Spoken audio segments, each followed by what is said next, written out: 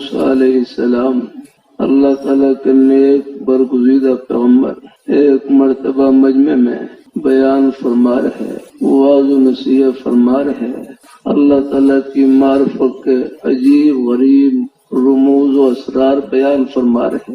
ایک صاحب نے سوال کر دیا کہ ای الناس عالم، ای الناس عالم، کہ لوگوں میں اس وقت عالم سب سے زیادہ جاننے والے سب سے بڑے عالم کون؟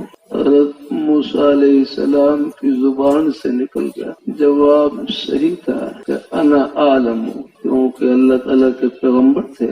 مائیں لگے کہ اس وقت زمین میں سب سے بڑا عالم میں ہوں۔ جواب ٹھیک تھا، کیونکہ اللہ تعالیٰ کے پیغمبر سے بڑھ کر کون عالم ہو سکتا ہے؟ لیکن اللہ پاک کی بارگاہ میں پسندیدہ بہتر جواب یہ تھا کہ اس علم کو اللہ تعالیٰ کے حوالے کر، یوں فرماتے واللہ عالم، کہ اللہ تعالیٰ بہتر جاننے والا۔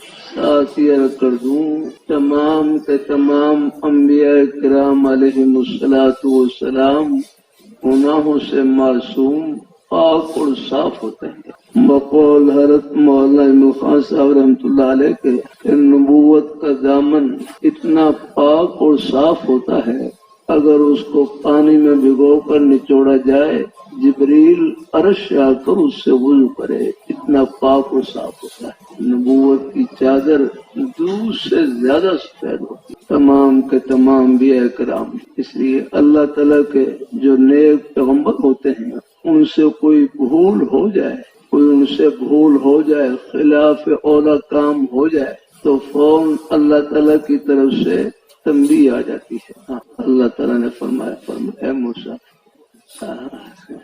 آپ سے بڑے عالم موجود ہیں، آپ سے بڑے عالم ہیں۔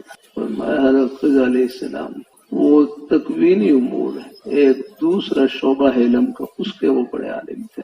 اگرچہ جو تشریعی امور شرعی امور ہوتے ہیں انبیاء کرام علیہ السلام ان کا مقام بلند ہوتا ہے، لیکن اللہ تعالیٰ نے فوراً تنبیہ فرما دی۔ اللہ تعالیٰ اپنی مہربانی فرمائے، اللہ اپنی بارگاہ میں قبول فرمائے۔ حضرت موسیٰ علیہ السلام فوراً اللہ پاک کی بارگاہ میں رکھی، یا باری تعالیٰ مجھے وہ بڑے عالم ہیں تو میں ان سے فائدہ اٹھا دوں، میری ان کی طرف رہنمائی فرما دیں۔ اللہ تعالیٰ کے پیغمبر جو ہوتے ہیں آگے ان کے دل پاک اور صاف ہوتے ہیں، آگے ہاں میں سے پاک ہوتے ہیں، آگے ہاں